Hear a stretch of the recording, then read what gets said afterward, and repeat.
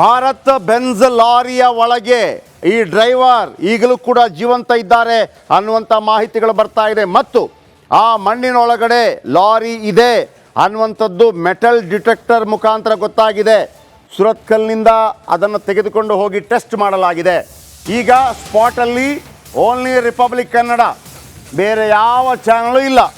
ಈಗ ಓಡ್ತಾರೆ, ಈಗ ಓಡಿ ಓಡಿ ಓಡಿ ಧಡಕ್ಕ ಓಡ್ತಾರೆ. ಈಗ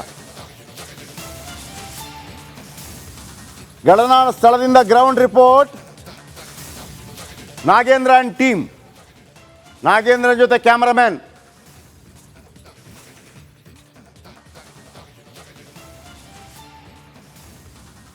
ರಾಕೇಶ್ ಮತ್ತು ನಾಗೇಂದ್ರ ನಿರಂತರವಾಗಿ ನೋಡಿ. ಈ ದೃಶ್ಯ ಎಲ್ಲೂ ಇಲ್ಲ.